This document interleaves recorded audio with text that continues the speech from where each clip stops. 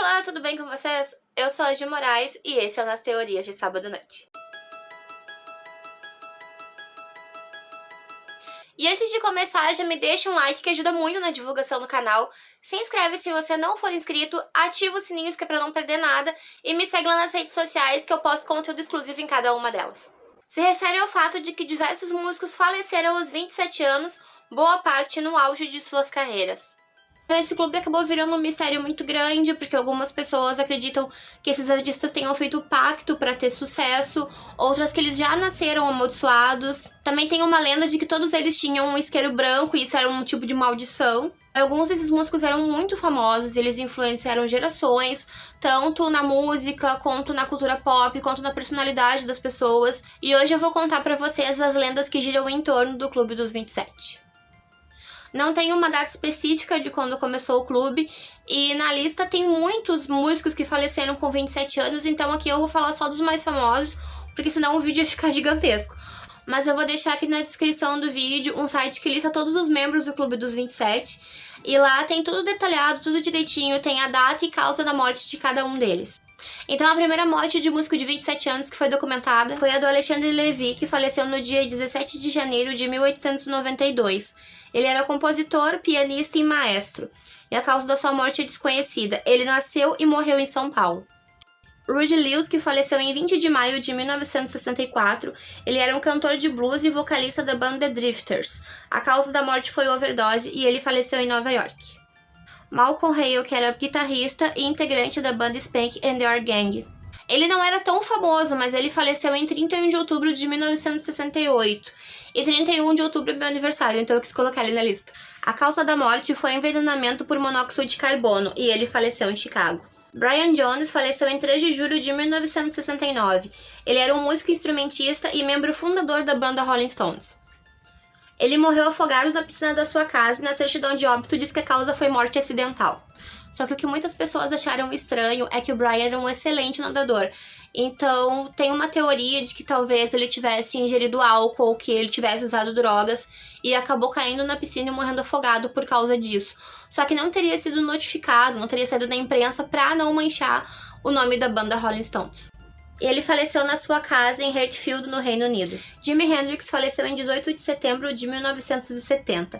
Ele era guitarrista, compositor e líder das bandas The Jimi Hendrix Experience e Band of Gypsies. Esse é um dos músicos que eu falei que marcou uma geração e até hoje ele é considerado o melhor guitarrista de todos os tempos. A causa da morte foi que ele morreu asfixiado pelo próprio vômito. Já era conhecido que Jimi Hendrix fazia abuso de álcool e usava muitas drogas, algumas muito pesadas, e naquele dia que ele faleceu ele tinha ingerido muitas pílulas para dormir misturadas com vinho. Ele faleceu em Seattle, nos Estados Unidos. A Janis Joplin faleceu em 4 de outubro de 1970, e ela era vocalista e compositora. Ela é considerada até hoje a rainha do rock and roll e foi a maior cantora de blues e soul da sua geração. A causa da morte foi overdose de heroína e álcool e ela faleceu em Los Angeles. O Jim Morrison faleceu em 3 de julho de 1971. E ele faleceu exatamente 3 anos depois do Brian Jones, que apareceu já aqui na lista. Então fica aí mais uma coincidência. Ele era vocalista e principal compositor da banda The Doors, e a causa da sua morte foi listada como insuficiência cardíaca, porém não fizeram uma necropsia no corpo dele.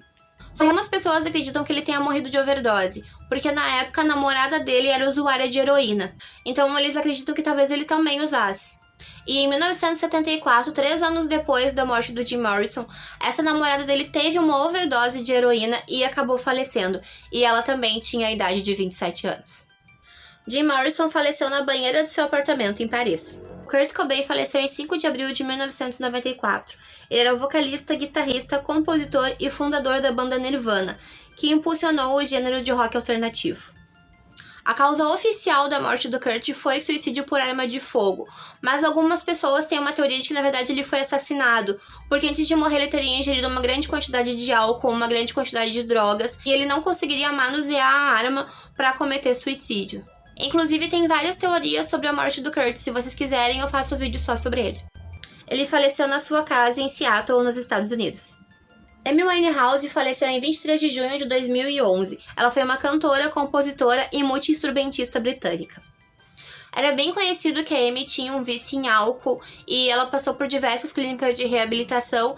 Inclusive, quando ela faleceu, ela estava em tratamento para esse problema de álcool que ela tinha e ela não podia beber nenhuma gota e ela acabou ingerindo muito álcool naquele dia e veio a falecer.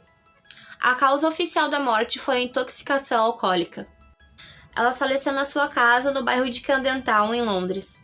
Bom, como eu disse antes, existem várias teorias sobre o Clube dos 27, e eu separei 4 delas para contar para vocês. Acho que a mais famosa delas seria que esses músicos fizeram um pacto com o diabo para terem talento, sucesso e dinheiro. E um dos motivos dessa teoria ser tão forte é o Robert Johnson. Robert Johnson era um músico de blues e foi uma grande referência para a padronização do consagrado formato de 12 compassos para o blues. Ele influenciou inúmeros artistas e já foi considerado o mais importante cantor de blues que já viveu. Foi eleito o 61º melhor guitarrista da história pela revista Rolling Stones. Robert faleceu em 16 de agosto de 1938 em Greenwood, no Mississippi. A causa oficial da morte foi pneumonia. Supostamente, numa noite que o Robert foi fazer uma apresentação num bar, ele teria flertado com uma mulher e essa mulher seria a esposa do dono do bar, que ficou muito bravo com aquela situação e deu pro Robert um copo onde continha uísque e veneno. Um amigo de banda do Robert até avisou ele que ele tinha visto o dono do bar colocar veneno no uísque, mas o Robert não deu bola e bebeu assim mesmo. Ele até conseguiu sobreviver ao veneno, só que isso desencadeou uma pneumonia e 3 dias depois o Robert faleceu. Só que não é a morte, e sim a vida que o Robert supostamente viveu, que reforça a teoria de que os membros do Clube do 27 tenham feito um pacto. Alguns diziam que no começo da carreira, quando o Robert estava tentando ser músico, ele não sabia tocar nenhum instrumento, que ele não tinha talento nenhum, ele não sabia tocar guitarra, não sabia tocar violão, não sabia tocar nada. Um dia ele ouviu uma voz que era para ele ir à meia-noite até uma encruzilhada que ficava entre as rodovias 61 e 49 em Glasdale. Ele teria ido até lá e à meia-noite ele ouviu uma gaita tocar, e na frente dele se materializou um homem alto e negro. Esse homem pegou o violão do Robert, afinou um tom abaixo e disse para ele que agora ele teria talento, muito sucesso e fama, e que em troca disso ele teria que vender a sua alma ao diabo. O Robert então teria aceitado o acordo, vendido a sua alma e pego aquele violão mágico do homem misterioso. E dizem que depois disso a carreira dele deslanchou, que ele ficou muito famoso, ganhou muito dinheiro, teve muito sucesso. Isso reforça a teoria de que todo mundo do Clube dos 27 teria vendido a sua alma. Outra teoria também é do isqueiro branco, que todos os membros do Clube dos 27 teriam um isqueiro branco e que teriam recebido uma maldição por causa disso. Essa teoria não é verdade, porque só alguns deles tinham um isqueiro branco. E também é bem conhecido que quase todos eles fumavam cigarros e boa parte usava drogas. Então não era uma coisa estranha eles teriam um isqueiro, e eu acho que isqueiro branco deve ser uma coisa bem comum. Mesmo sabendo que provavelmente não é verdade, muitos músicos se recusam a ter isqueiros brancos. Eu acho essa teoria meio aleatória, mas como ela é bem famosa, eu quis contar pra vocês. O resultado do número 27 dividido por 3 é o número 9, e na numerologia, o número 9 representa o fechamento de um ciclo.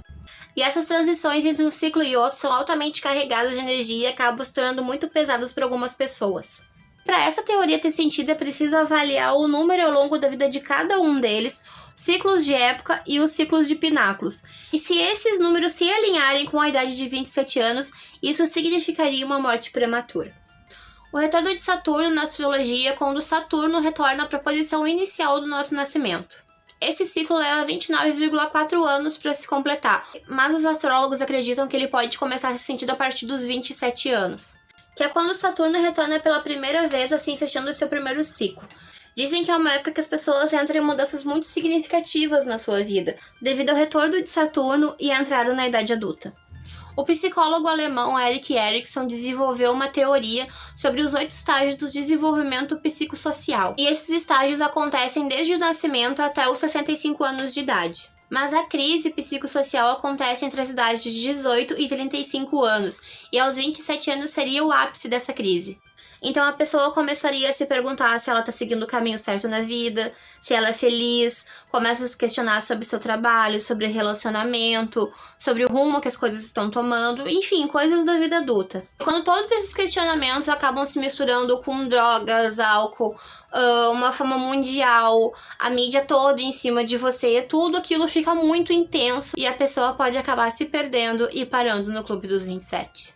Bom, gente, esse foi o vídeo de hoje, eu espero que vocês tenham gostado. Me conta aqui nos comentários se você já tinha ouvido falar sobre o Clube dos 27, se você é fã de algum dos músicos que eu citei, e em qual dessas teorias você acredita mais. Eu particularmente acredito na teoria do Erikson, porque pra mim é a que faz mais sentido. Não esquece de me deixar um like, se inscreve se você ainda não for inscrito, ativa o sininho, me segue lá nas redes sociais e a gente se vê no próximo vídeo.